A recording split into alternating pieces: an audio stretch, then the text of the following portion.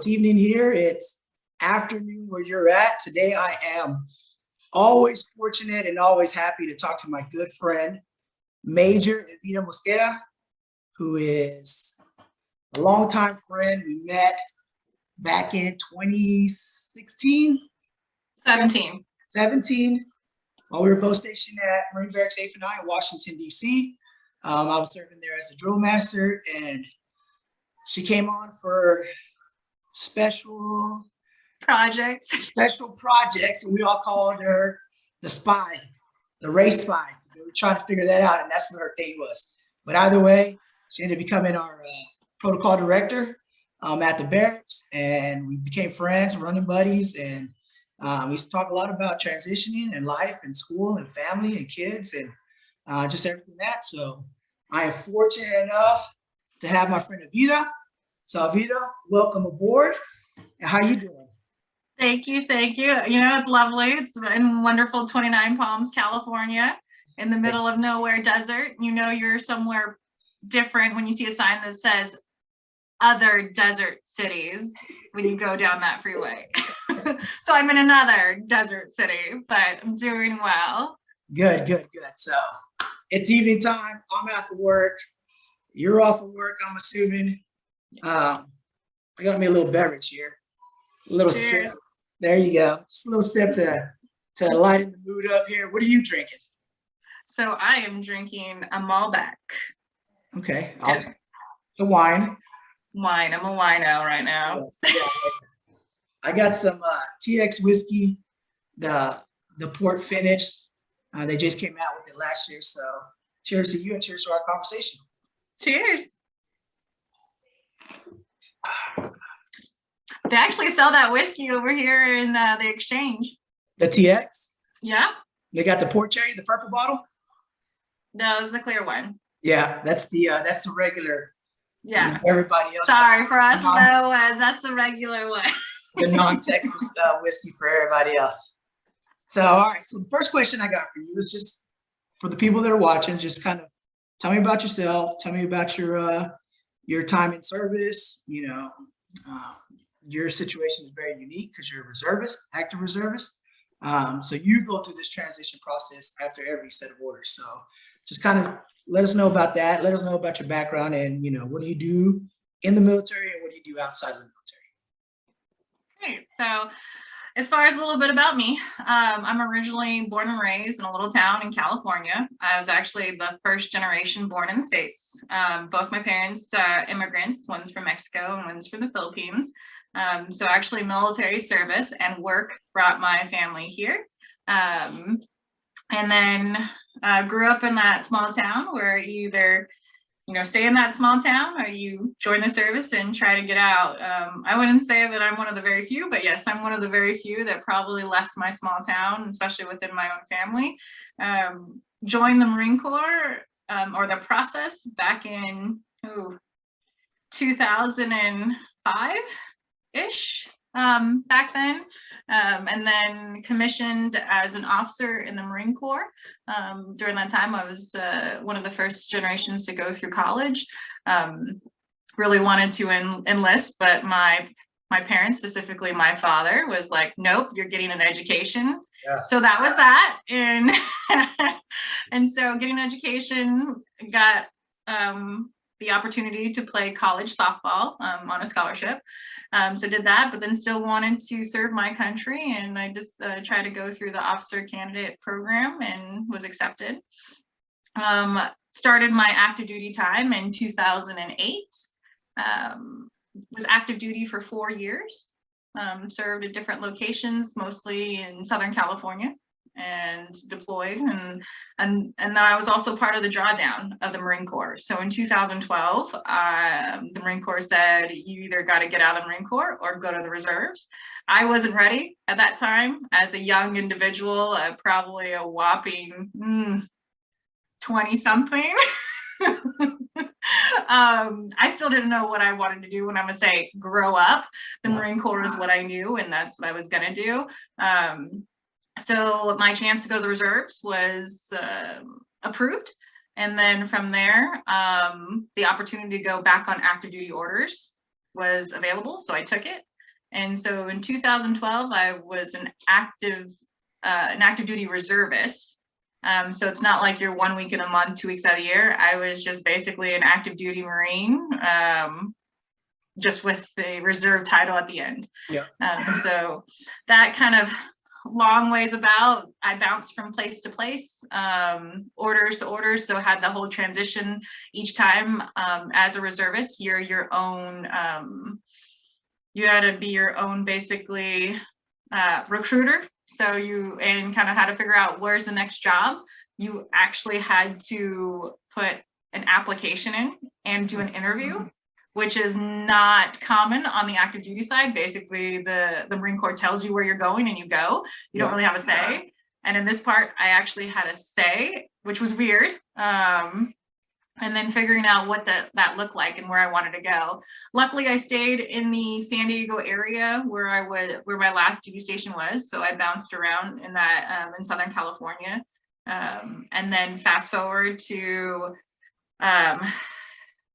some time. So I was with a combat unit. I was actually the first female in that combat unit for all male unit. So that was an interesting transition. And then from there, the recruiting command. So the Marine Corps said, hey, you don't look like a lot of other people, and we need you to talk to people to get either minorities or women into the Marine Corps. So I did a couple of things with them and went to different conferences and talked to them. And that's probably where I got my spy title. I was brought to Marine Barracks Washington 8th and I in 2017 as a special project to look at the demographics and the diversity of the makeup of the manpower that was there. And during that time, that's where I met Aaron. And so we kind of had our talks on life and philosophy and the Corps and after the Corps. And then became the protocol director. So dealing with a lot of different individuals, not only service members, but across different branches of service. So Marine Corps, Army, Navy, Air Force, and then also with the elected officials. So with the Capitol Hill, with Congress, and then also for the White House. So worked with a lot of different walks of life. And then from there, still on active duty orders in 2020, we all know that the pandemic hit. Yeah. And with that came the end of my active duty orders, because if it wasn't in support of a COVID mission, then the funding for my orders were going to be cut. And it's interesting that you say that, because I mean, it's crazy that while in service, you experience the same thing that all of us out of service and in the rest of the world experience, while those that were on permanent active duty orders that were not active reservists, it didn't affect them. So you, from service to coming out of service, not by choice, but in essence, by force, like the rest of us had to shut it all down, you experienced the same thing. So I like that you brought that up. Yeah, and then that kind of rocked my world per se, like everyone else, but in more of a professional, like, what am I going to do next? So my other half got orders to 29 Palms and asked me to go with him. That's probably news to you, Aaron. Kind of new. I know. And so I said, sure, why not? Let's try this. It was on the pretense that I was going to be able to get on active duty orders, then got the word because of COVID that they weren't going to go through. So that became a hard reality check. I had to figure out a job. I'm not your type of person who can probably just stay at home or even school wise, because I've already completed at this time a master's program, and I'm not ready for anything beyond that quite yet. And then really with the virtual learning, I think it's a little challenging. And so I think this is going to kind of spin off into one of your other questions is, well, how did I come up with a job? And I reached out because of the military network. I had some friends that were in 29 Palms and seeing if they had any any information about openings as far as a GS position. And with my background as protocol, fortunate enough, there was a protocol spot open that my predecessor retired, and they needed to fill it with somebody, and I applied, and that was scary too. That was really, because now you're talking about a federal application package. So I reached out and talked to a lot of civil servants that were high up in the chain with regards to experience, and just picked their brains and did my resume, which was very, very different than military Marine Corps resume. But I think with the right mentors and the right help, they assisted me to get to that point. And so going through that process was not easy, nor was it short. I applied, time frame wise, I applied in May of 2020, and I didn't get my interview and know until July of 2020. And then from then, my first day was the first week of August. Okay. So just experiencing that, and being interviewed by a panel of individuals, one military, the rest civilian employees with the government. And what's interesting is that those civilian employees were actually retired military themselves, but they just been they've been retired for quite some time, and they fulfilled their civil servant job as a civilian employee with the Department of Defense and with the Marine Corps specifically. And then also you had an active duty Marine on that panel who kind of was a face for, I'm gonna say, the active duty community too. Right. And then here I am almost a year and a half later in the same position. So I'm the protocol officer for the commanding general of the entire base and installation in 29 Palms. What does that mean? In a nutshell, I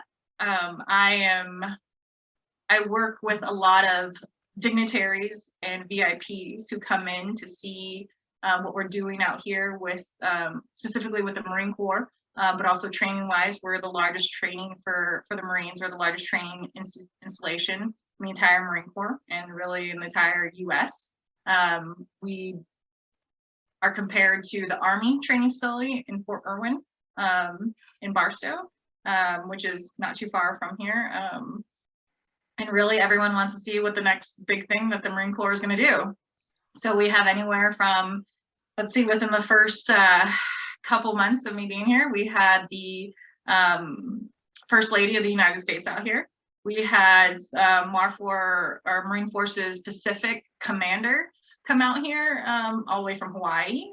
We've had the Undersecretary of the Navy come out here, and then also commanding officers and different generals from other bases come and check out their units and see what they're doing out here, and then to include the Commandant of the Marine Corps, so the big guy who's in charge of all things Marines, came out here for a site visit too. So dealing with them and really working the logistics piece and their schedule and the coordination, and working with our operations side to facilitate what the intent of their visit is and how can we meet that, and then how can we facilitate what we need on our end too.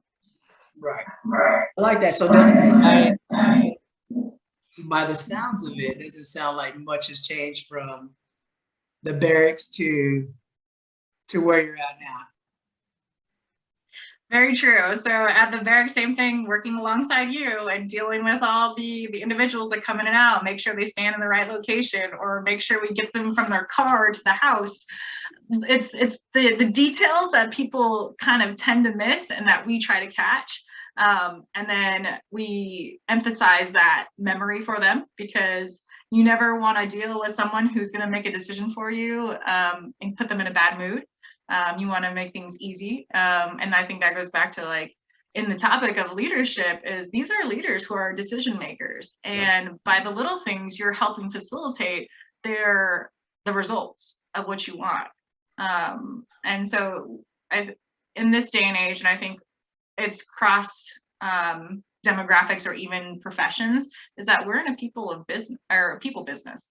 And it's the people that we have to work with. And as managers, leaders, and that can have different contexts, but in a leadership position, you have to tailor to that. And it's definitely been interesting within the Marine Corps and the background and how we deal with leadership in that way and how it has evolved through time and space with yourself, like evolving too, and then where you're at. That definitely impacts a lot of different things that can have a good outcome, a bad outcome, or whatever outcome that you need it to be. And you know, that you said that I appreciate, and you're not the first person that said it. And it's one thing that I've brought up too in my current employment is everything is a people business, you know. And I think one of the fascinating things that I've learned outside of service, and you brought it just up, is the evolution of how, you know, leadership has evolved from, you know, the older days where it was do what I say because I say it, to let me see what's best for my people, because if I take care of my people, they will take care of me in return. And I love that you said that, because I was just having this conversation the other day with some other Marines on another interview, and they brought up the exact same thing. It's always about the people. It's a people business. So it makes my heart feel great knowing that, you know, the things that we've learned is not only at, you know, at my level and things that we try to implement while in the Corps to the junior Marines, but it's top leaders like yourself and these other people that believe that as well. But I think, as you said, it's the evolution, you know, how we evolved.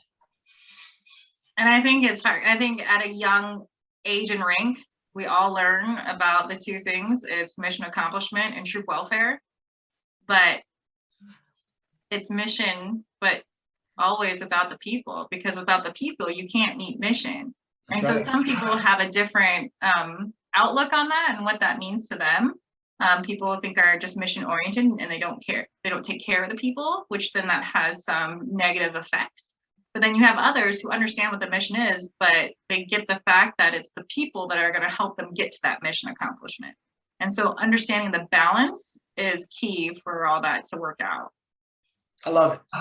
So since you did bring that up, so I'm going to go ahead and ask you, so how do you define your leadership philosophy or your leadership strategy? Like, what is Evita as a leader? How does she work?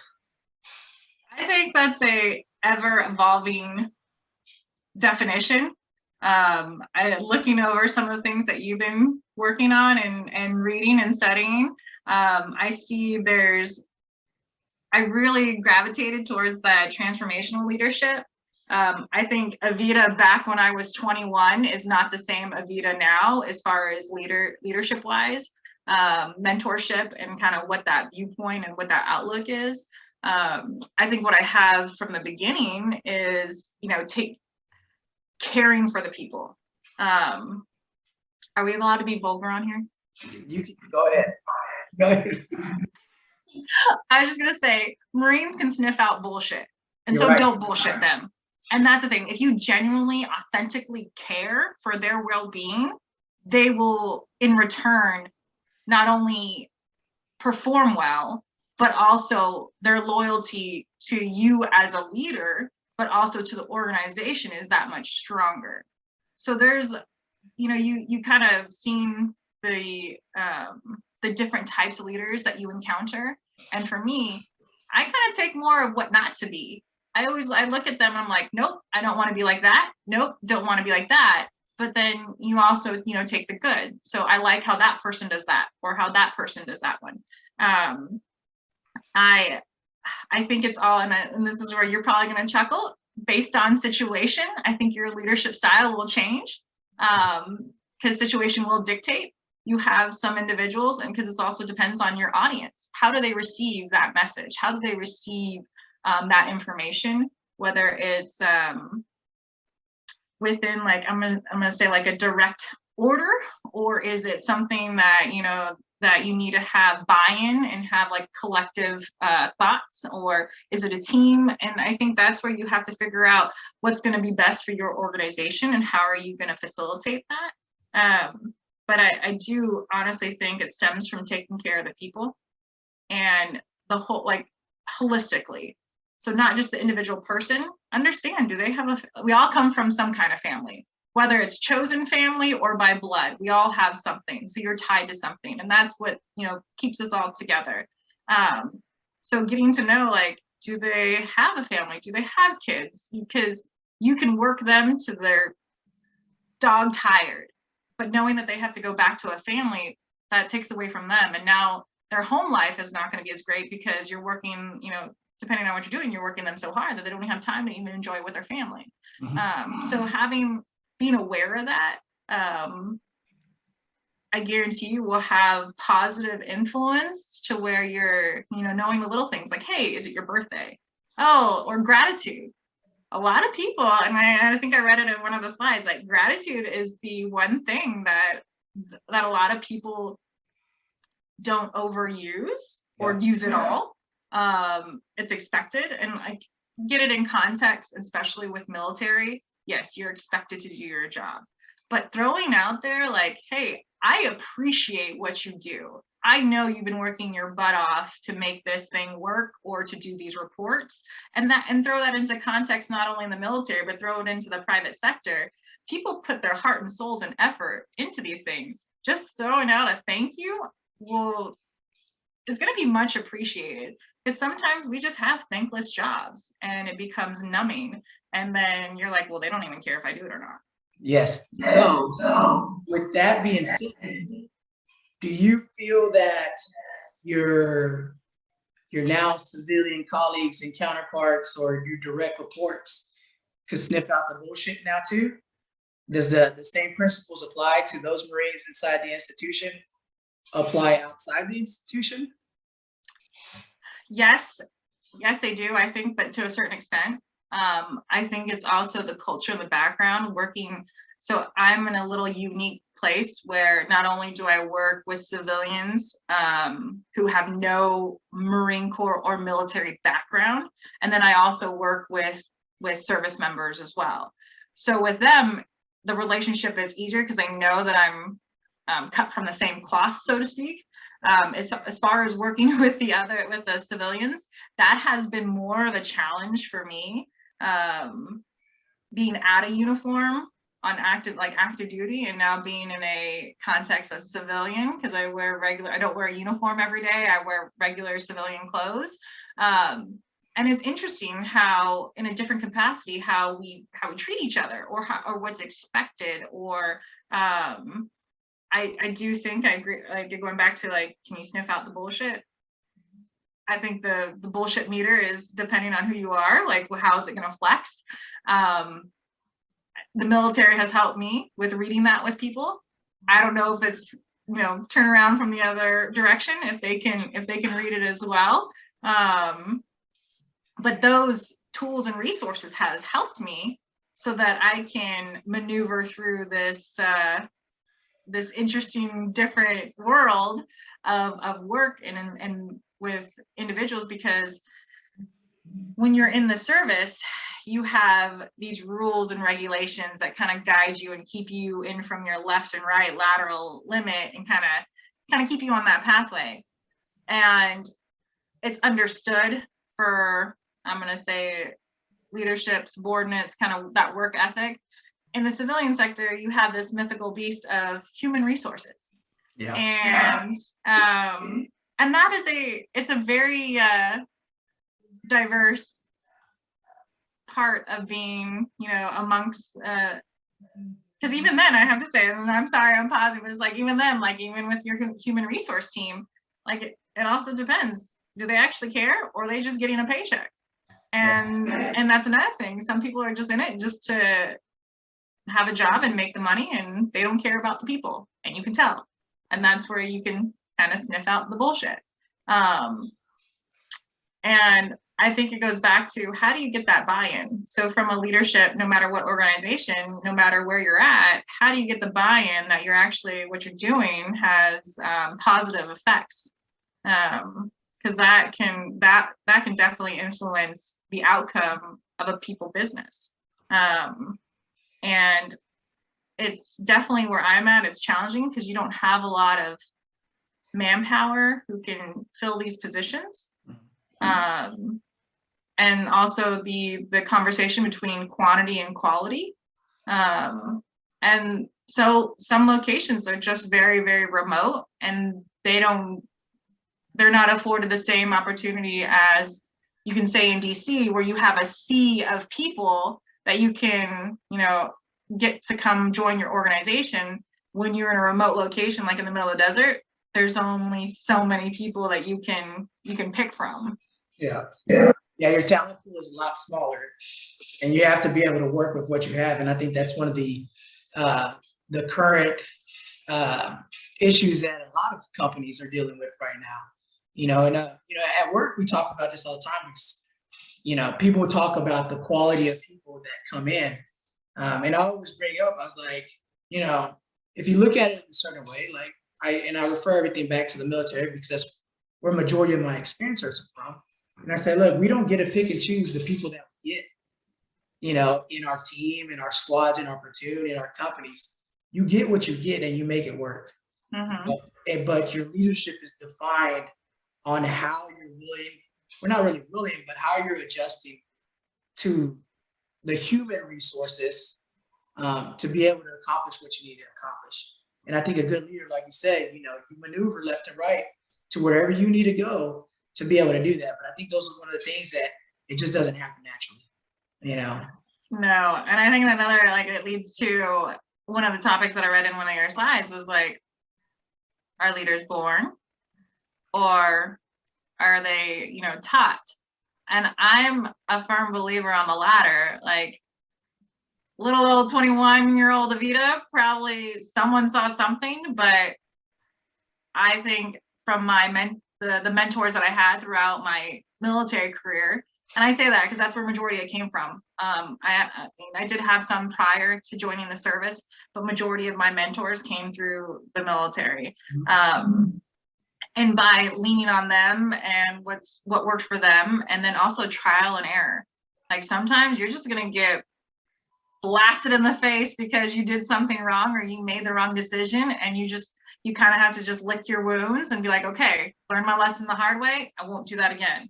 But it also goes back to the organization. Does it allow you that opportunity to make those type of mistakes? In our sense, with military, some of those mistakes are going to be life or death. And so you kind of learn how to grow up a lot quicker than your peers, probably in the private or corporate world, or even in whatever environment that they're in.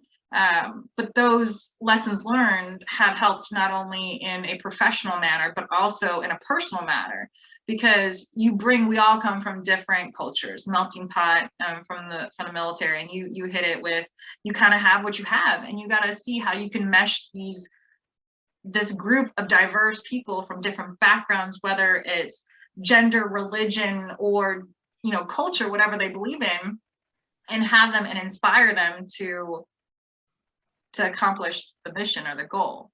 And that's the tricky part. How do you lead / inspire all these people to charge the hill, or finish maintenance, or do whatever, and that's hard, and that's where it becomes an art and a science. And yes, some leaders are born because through their bloodline, because let's just take the royal family, that's a bloodline. There's no ifs, ands, or buts about it, and you're expected to do those things. But let's be real, in the US, we don't have a lot of that bloodline, and it's how do you become that leader? And I have to attest to you, because as a drill instructor, you were taking civilians off the street and making them into Marines.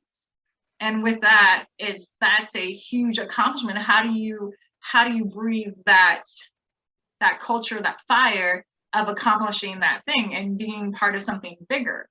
I think that's what the military, I mean, I'm going to be a little biased, the Marine Corps, like the Marine Corps itself, we are cut a lot different than other branches of service. Not too long ago, probably, let's see, can't remember what date it is, but November 10th, no matter what walks of life, every Marine knows that that's our birthday. So I'm one of the lucky ones that has 2 birthdays out of the year. And I will forever probably celebrate November 10th more than I celebrate my own birthday. You're not the only one.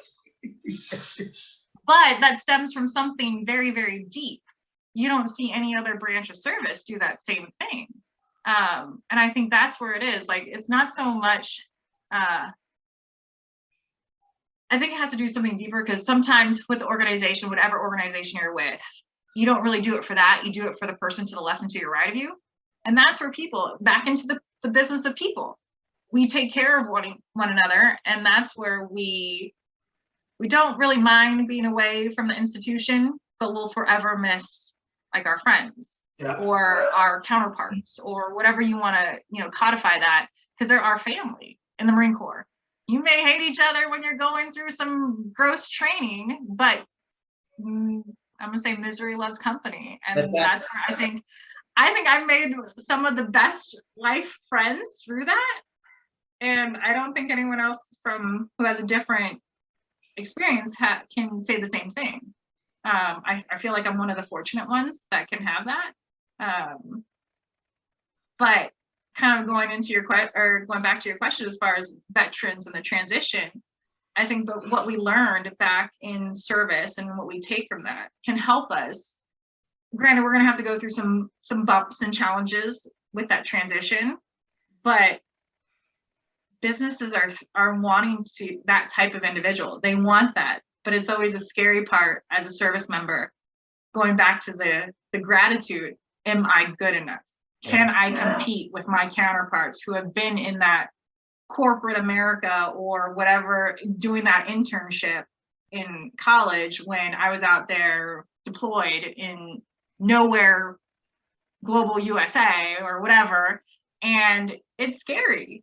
And that's where it's, you always hope that you can influence and mentor, the next generation of veterans for that transition, because it's not easy.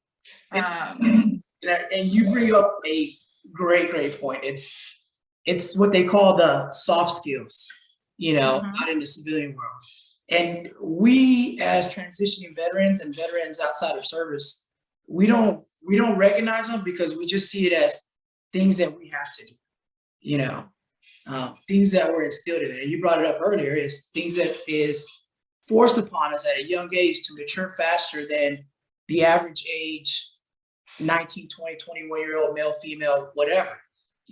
We have to mature faster. We have to grow faster than our college buddy counterpart, because of the decisions that we have to make. And I think we as veterans, and you said it, am I good enough? We undersell ourselves on our leadership skills, which is such an important part of the outside world. Companies are hungry for those people that have those skills, because those skills aren't easily taught and they're not learned so quickly. So it's those things that us as veterans, that we need to understand, that our most important selling point or our most important asset as veterans is our leadership skills. No matter if you serve 4 years or 40 years, what we learn as leaders is the hardest thing that a lot of people outside of the civilian world have struggles with, because we're fortunate enough to have mentors with us all the time, and we can pick and choose what mentors we want to learn from and gravitate towards. Outside of the civilian world, you got to find somebody that's willing to give up their time to be able to get that. So I appreciate, again, another one of your comments that you make, that you do bring up great points about the mentorship, how it's important. And as us, as veterans outside the service, and now that we're in what we could consider corporate America now, to be able to be those open doors for other veterans to coming in, to be like, hey, let me help you out. Let me show you what I struggled with. But what was my strongest points is what allowed me to get into the store. Uh, I'm in a current company right now, but I'm gonna transition to another one come January, and I'll talk to you about that offline. Yeah. And but one of the greatest things that helped me out to seal this next position was just that.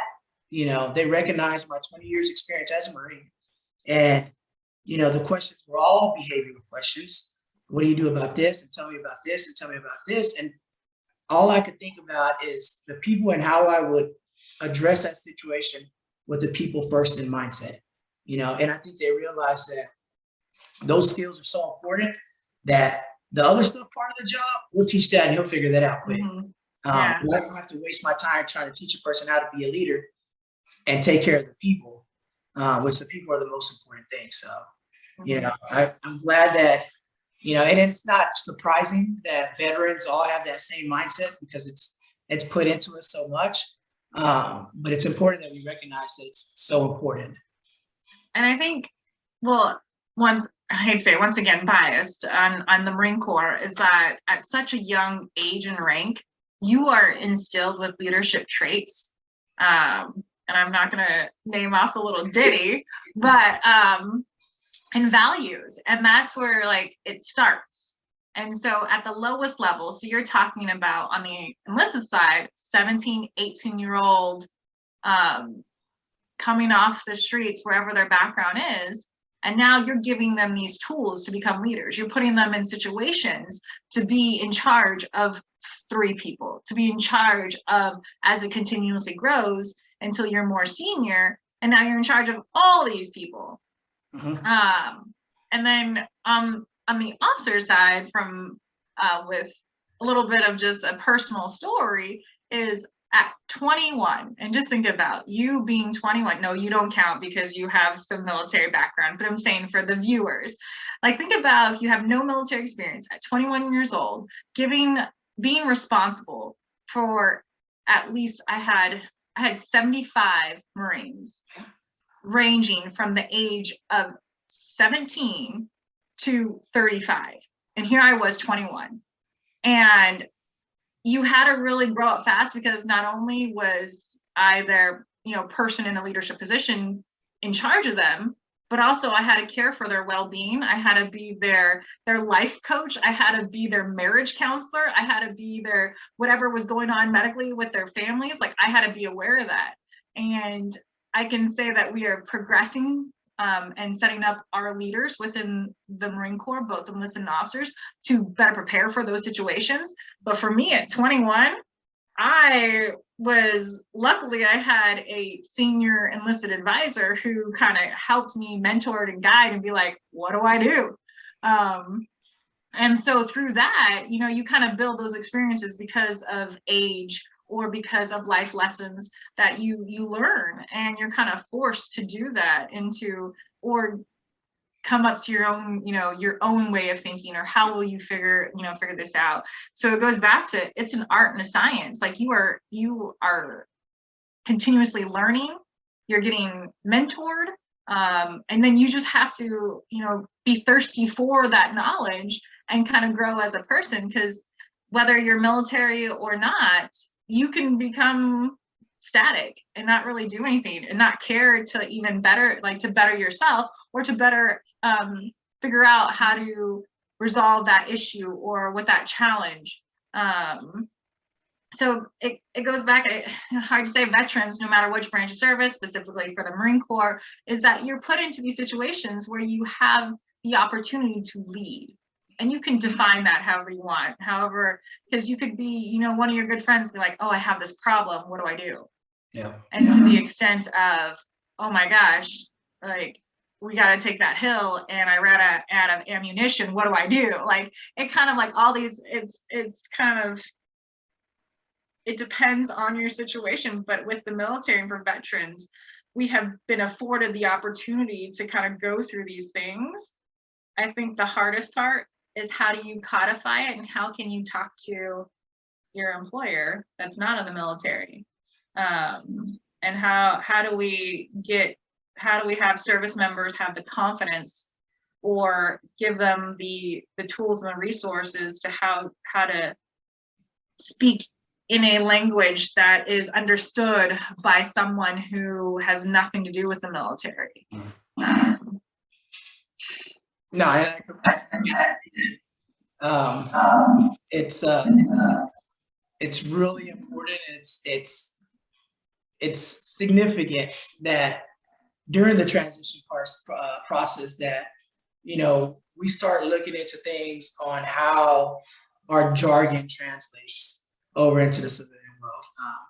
And like I said, it's important for us veterans that are already outside of where we're establishing these footholds that, as soon as we get our football and we get inside the building that, we don't forget about those others, and we talked about earlier before we went live here was, there's so many things that so many veterans get out. And I don't know the exact numbers a year, but there's so many lessons that are learned and experienced through hardships or successes that are never, ever reciprocated or passed down or shared for the next group that comes out to not make the same mistakes. And, in the military, you go do a field op, you go do a patrol out in combat or whatever, and you have an after action report to do, or you have a debrief, or somebody comes up with lessons learned for the next unit that's coming into theater, because then we don't want to make the same mistakes over and over again.